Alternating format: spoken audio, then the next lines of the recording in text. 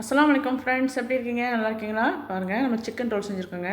ரொம்ப ரொம்ப சூப்பராக இருக்கும். கூட மைனஸு டொமேட்டோ கெச்சப்லாம் சாப்பிட்டா ரொம்ப சூப்பராக இருக்குங்க. ஸ்கூல் பிள்ளைங்களுக்கு லஞ்ச் பாக்ஸ்க்கு வச்சு கொடுத்துடலாம். ரொம்ப என்ஜாய் பண்ணி சாப்பிடுவாங்க. வேறு கெஸ்ட்டுக்கெல்லாம் செஞ்சு கொடுக்கலாம். டிஃப்ரெண்ட்டாக இருக்குங்க. வாங்க எப்படி செய்யலான்னு பார்க்கலாம். சிக்கன் போன்லெஸ் சிக்கன் எடுத்துருக்கேங்க. இது வந்து 1/4 கிலோ இருக்கும். தயிர் வந்து ஒரு மேஜக்கண்டி போட்டிருக்கேன். உப்பு தேவையான அளவுக்கு போட்டிருக்கேன். மஞ்சள்தூள் கொஞ்சம் போட்டிருக்கேன். கரம் மசாலா தூள் 1/2 டீஸ்பூன் போட்டிருக்கேன். மிளகுத்தூள் 1/2 டீஸ்பூன். மிளகாத்தூள் 1/2 டீஸ்பூனு. ஜீரகத்தூள் 1/2 டீஸ்பூன் போட்டிருக்கேன். மல்லித்தூள் 1/2 மேஜக்கண்டி போட்டிருக்கேன். எல்லாத்தையும் மிக்ஸ் பண்ணி 1/2 மணி நேரம் ஊற வச்சிடலாம்.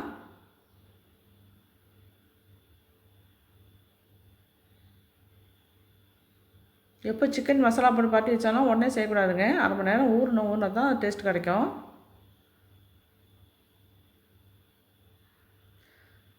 அரை மணி நேரம் ஊறிடுச்சு. இப்போ வந்து அதை தாளிச்சிடலாம். பேனில் வந்து நான் ஆயில் ஊற்றிருக்கேன்.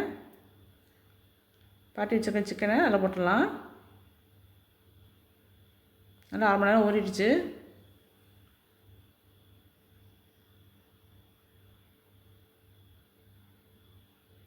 கேப்சிகம் இருந்துச்சுங்க, அது கொஞ்சம் போட்டிருக்கேன்.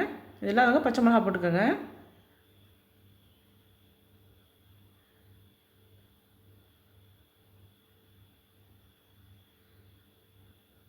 சும்மா 1/4 டம்ளர் நான் தண்ணி ஊற்றிருக்கேன். சிக்கன் வேகணும்னா அது தண்ணி ஊற்றிருக்கேன். மூடி போட்டு ஒரு 10 நிமிஷம் வேக வைப்போம். இந்த மாதிரி உருளைக்கிழங்கு 4-5 உருளைக்கிழங்கு நான் வேக வச்சு மசித்து வச்சுருக்கிறேன். இதையும் சிக்கனோட நம்ம வந்து கலந்துக்கணும். இஞ்சி போட்டு 1 ஸ்பூன் போடுறேன். இப்போ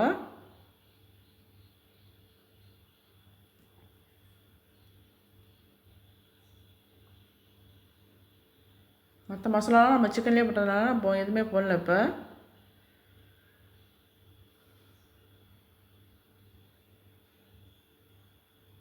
சிக்கன் நல்லா வந்துடுச்சுங்க. இப்போ வந்து நான் வேக வச்ச உருளைக்கிழங்க சேர்த்துக்கிறேன். இப்போ டொமேட்டோ கெச்சப் கொஞ்சம் ஊற்றிக்கிறேன்.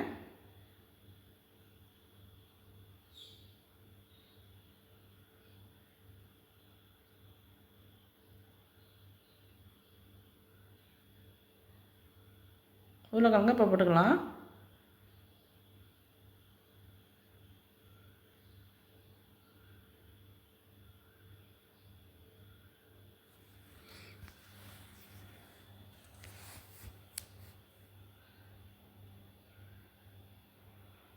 நல்லா மிக்ஸ் பண்ணி விடணும்.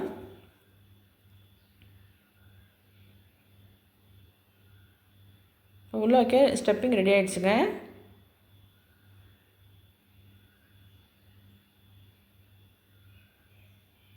மல்லி இலை கொஞ்சம் தூவிட்டு நம்ம ஆற வச்சிடலாம். ஆற வச்சு எடுத்து வச்சுக்குவோம், ரெடி பண்ணி வச்சுக்குவோம்.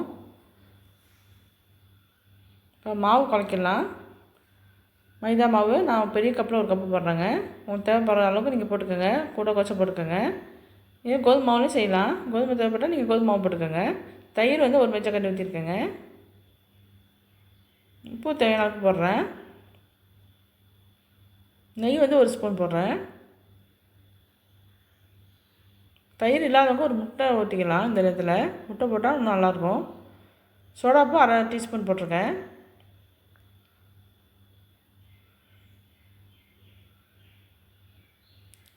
தண்ணி கொஞ்சமாக ஊற்றி நம்ம பிசைஞ்சுக்கலாம்.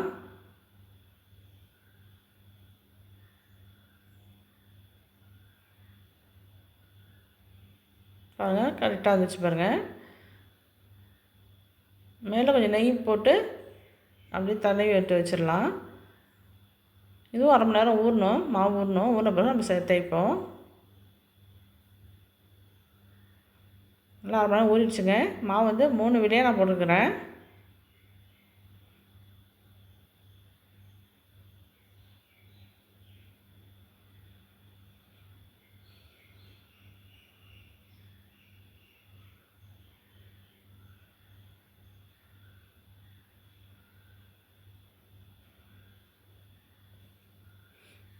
இதை நல்லா மெல்லிசாக தேய்ச்சிக்குவோம். மேமாவை போட்டு தேய்ச்சிக்குவோம். எவ்வளோ மெல்லிசாக தேய்க்கணுமோ அந்தளவுக்கு மெல்லிசாக தேய்ச்சிக்கணும்.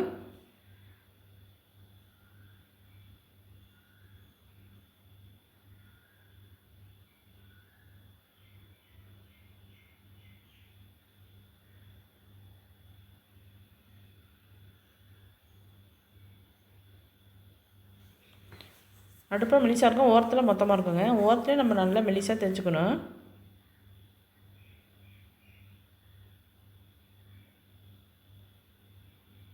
ஏன்னா எண்ணெயில் பொரிக்கிறதுனால நம்ம கொஞ்சம் மொத்தமாக இருந்தாக்க வேகாது மாவு.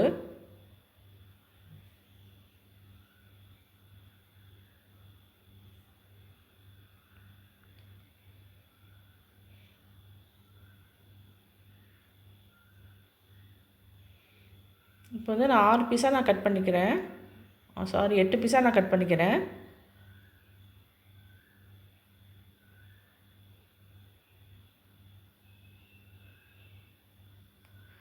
மாவு போட்டு எல்லாத்தையும் எடுத்து வச்சுக்கிட்டலாம்.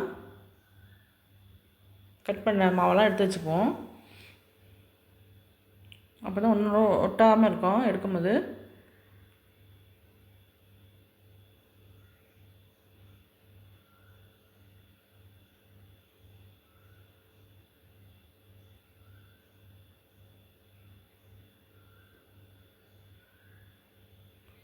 இந்த ஒரு பீஸு கட் பண்ணியிருக்கோம்ல, இதை நல்லா இன்னும் கொஞ்சம் மெல்லிசாக தைச்சுக்கணும்.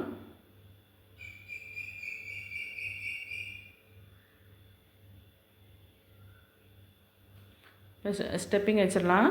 இப்போ நான் வந்து அடுத்தது வந்து கேரட் கொஞ்சமாக கோஸ் கொஞ்சமாக போட்டு எண்ணெயில் ஆயிலில் போட்டு நான் வந்து வதக்கி கொண்டு வந்திருக்கேங்க. சில்ட்ரன்ஸ்லாம் சாப்பிட்டாக்கா இதெல்லாம் வந்து ரொம்ப சத்து அதுங்களுக்கு. கேரட்டு, கோஸு, உருளைக்கிழங்கு எல்லாம் சத்தானது தான் நம்ம வச்சுருக்குறோம். சிக்கனும் இருக்குது. பிள்ளைங்க சும்மா பொரியலில் வச்சாக்கா சாப்பிட மாட்டாங்க. இந்த மாதிரி ரோலில் வச்சு கொடுத்தாங்க நல்லா எல்லாத்தையும் சாப்பிட்டு வந்துடுவாங்க. நல்லா சத்து கிடச்சிடும் அவங்களுக்கு.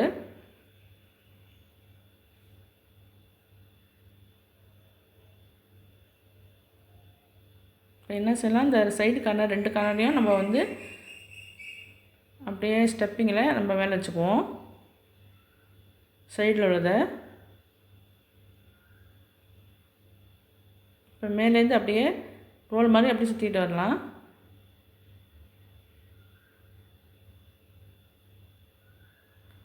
பாருங்கள், ரோல் மாதிரி சுற்றிட்டே வந்துடணும் அப்படியே. அவ்வளோதான், ரோல் ரெடி ஆகிடுச்சு. இப்போ வந்து மைதா பேஸ்ட்டு கொஞ்சம் வச்சுருக்கேங்க. மைதா மாவும் தண்ணி கொஞ்சம் கரைச்சி விட்டு வச்சுருக்கேன். கொஞ்சமாக ஓரத்தில் இந்த கடைசி கார்னரில் கொஞ்சம் அப்ளை பண்ணிக்குவோம். இப்போ ஆயிலில் போட்டால் பிரிஞ்சிடும். இப்போ பிரியாது. நான் இன்னொன்று செஞ்சு காமிக்கிறேன். நல்லா மெல்லிசாக இன்னும் மெல்லிசாக தைச்சிக்கணும்.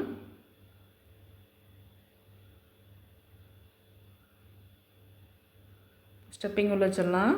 சிக்கன் எல்லாத்துலேயும் வரா மாதிரி பார்த்துக்கோங்க.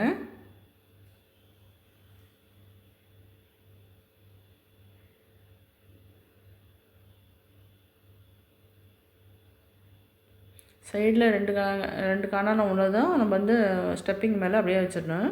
அப்படியே மேலேருந்து சுற்றிக்கிட்டு வரணும்.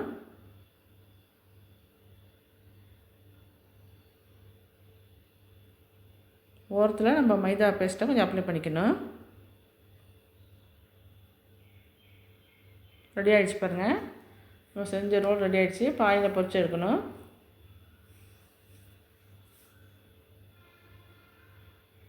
ஆயில் சூடாக இருக்குது.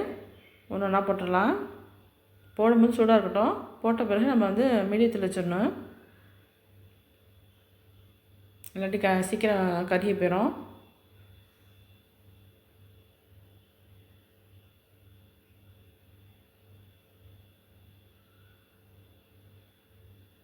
பொறுமையாக தாங்க எடுக்கணும். சீக்கிரமாக எடுத்துடக்கூடாது, இல்லாட்டி உள்ளே வேகாமல் இருக்கும்.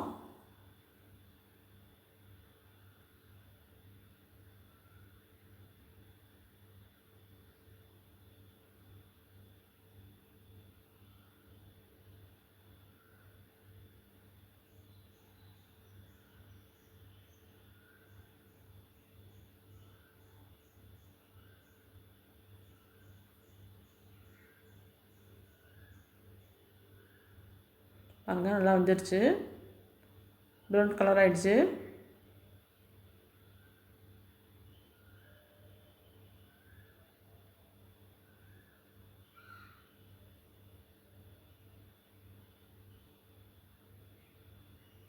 இப்போ அடுத்த ரோலையும் போட்டுடலாம்.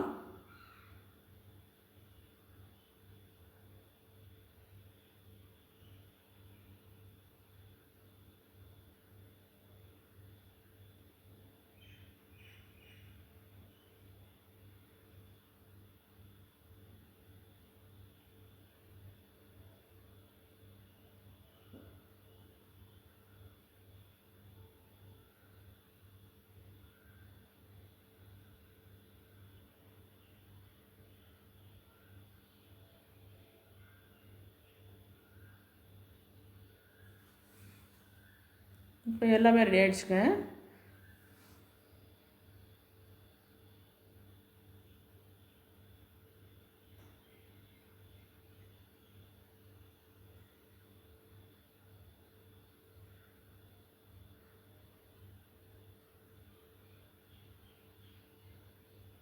ரொம்ப ரொம்ப சூப்பராக இருக்குங்க. இதே மாதிரி நீங்கள் செஞ்சு பாருங்கள். திரும்ப திரும்ப செய்வீங்க.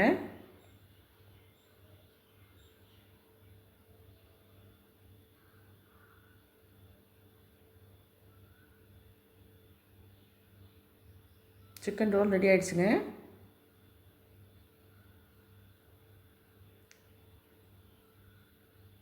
ரொம்ப சூப்பராக இருக்குங்க. இதோடு சேர்த்து நீங்கள் வந்து மயோனஸும் டொமேட்டோ கெச்சப் பண்ணி சாப்பிடுங்க. ரொம்ப ரொம்ப சூப்பராக இருக்கும்.